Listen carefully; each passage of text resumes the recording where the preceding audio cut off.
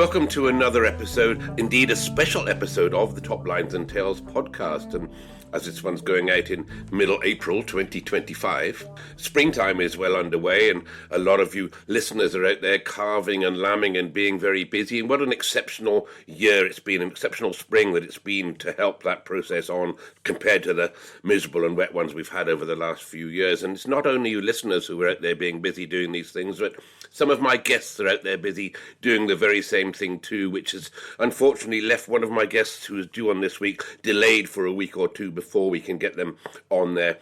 And I mentioned this is a special episode, and it is a special episode because we've got something very special here for you.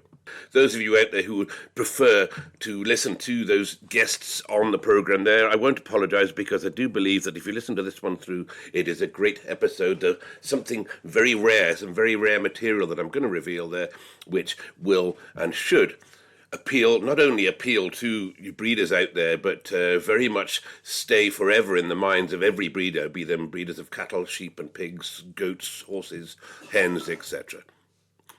But before that, let me just go back and mention our sponsors, Harborough. We're always very grateful to them, and every week I parrot fashion mention that they're suppliers of high-quality products and high-quality nutritional advice. But it's the advice that I want to reiterate, as they're a business made up of people, everyone who has grounding and experience in agriculture, and all of whom have the best interest of livestock and the livestock business at their heart. And to me at Top Lines and Tails, they're not just financial sponsors, but a partnership.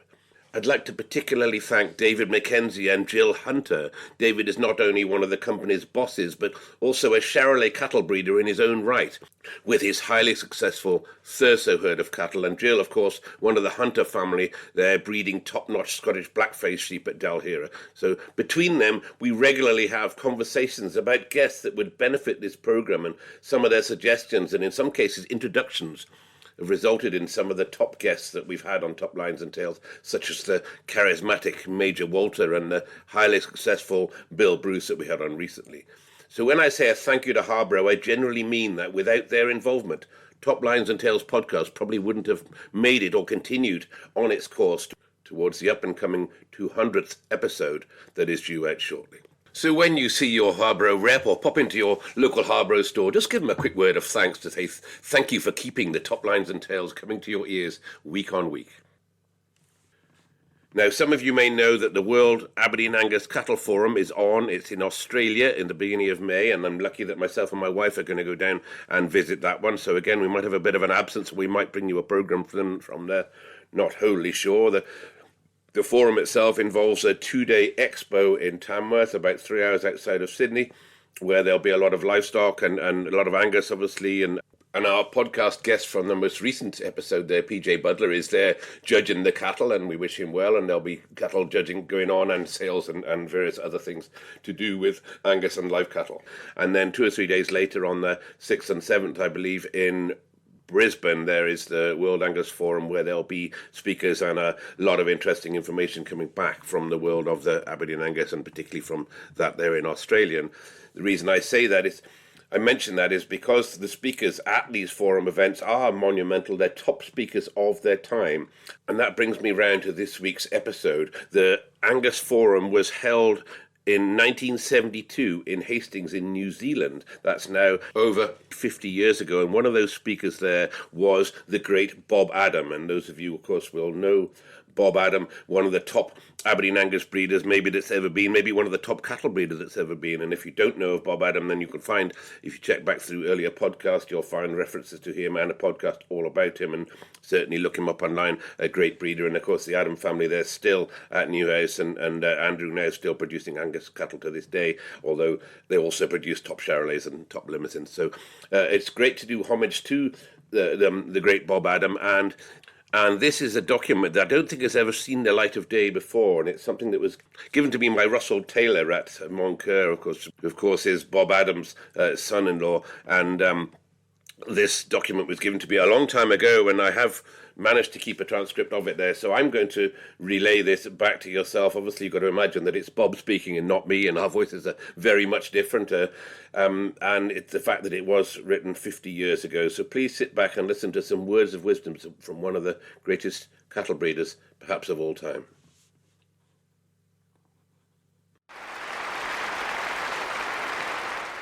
To me, stock breeding is full of interest, and when one succeeds in breeding a good one, there is a great feeling of satisfaction which I don't think can be got from sticking some machine together.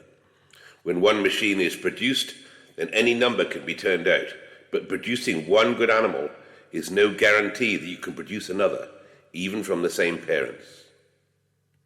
Study the breeding programs of the master breeders, and also those who have failed. Both have a valuable lesson to offer. The next thing is to get to know pedigrees. Sound pedigree is the key to success in any breeding program. The place to get females is from a herd that has been run by a master breeder. They can be costly, yes, but only by a few. Numbers in the pedigree business don't mean a thing. One good one can be worth 20 or more bad ones. You may have to be content with an ordinary animal from a top herd, which can prove a much better investment than a good animal from a low-grade herd, as the good one in a low-grade herd is only a chance shot and has little or no chance of reproducing itself, whereas a reasonable animal from a top herd with sound breeding behind it seldom misses being a breeder of higher quality stock. In all breeds there are families that nick and others that don't. I've experienced them. No matter how good the individuals are, it just won't work. The odd one, of course, turns up in all families, but life is too short to waste time with that kind, so stick to the family matings that are regularly producing the good ones. A problem is to find a stock bull, for the established breeders as well as the beginner. For one thing, I believe that the bull is at least half the herd. A good one can make the herd, while the wrong one could upend the whole business. Here again, he must be rightly bred, as well as having all or most of the desired qualities. Even one flaw shouldn't be tolerated, whatever it may be, as one day this flaw will come out and hit you in the face. A bull must be really outstanding and must catch the eye right away. If you look through a lot of bulls and none of them appeal to you at first glance, then you could be assured he isn't there. When you do find the bull, he'll most certainly have faults, but we must try to get these in the least serious places. I think we can agree that the perfect bull is yet to be bred, and even though he was, he might not be the complete answer. Any stock breeding program is the continually rectifying of faults. Here I must point out that the most essential gift a breeder must have is to be able to see the faults in his own animals. He must see where the females are deficient and have the ability to select a sire to put those faults right. When selecting a sire with desired qualities, one must be sure that these are strong points and have been bred there and not just turned up by chance. The bull with no backbreeding will no doubt throw the odd good one, or possibly two, every year, but the same sire can be undermining the whole herd, a crippling blow from which it may take years to recover. In assessing the breeding qualities of a sire, the whole crop of calves must be considered. An old experienced breeder once told me that from a crop of similarly bred males, one cannot expect the best one to throw its progeny any better than the average or worst one. I believe this to be true. The right thing is to get a good one from a good lot. If any class of stock is to be successfully bred over a period, then a line breeding policy must be followed.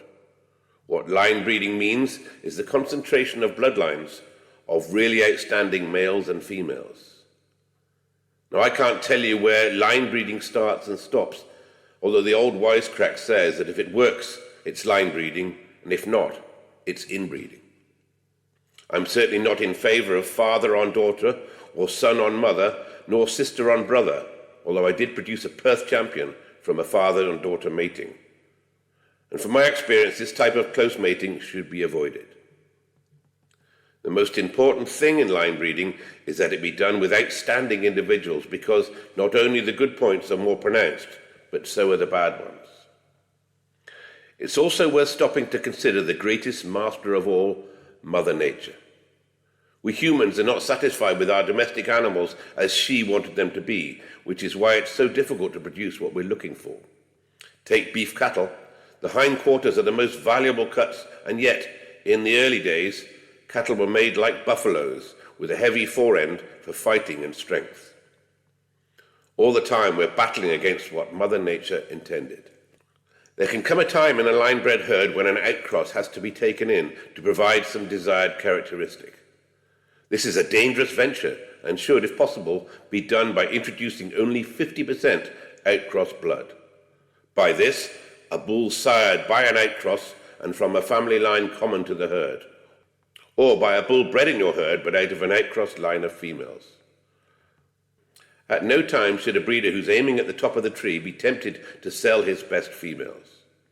The real good ones are never so numerous in any herd that any owner can afford to part with them. In sheep, I've noticed an interesting point several times in the case of twin ewe lambs, with one outstanding one and the other one just ordinary.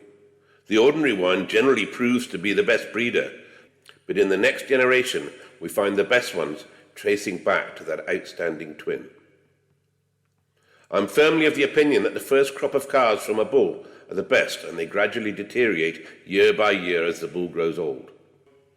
So if one is disappointed with the first crop, the chances of the second ones being better is small. It's generally wise to cut the loss and try again. The nursery rhyme Little Red Riding Hood advocated big eyes to see you with, big ears to hear you with, big mouth to eat you with. The same applies to our animals: big nostrils to breathe with, big mouth to eat with, good legs to walk with, good coat to keep warm, and so on. On the subject of coats, the animal in winter should be covered with a brown velvety coat. This, apart from keeping the animal warm, denotes high-quality fleshing. The skin should be thin and pliable. Ones with thick hides should be avoided. And on the subject of judging, an old breeder once told me, if you're going to make mistakes, make them quickly, and you'll make fewer of them.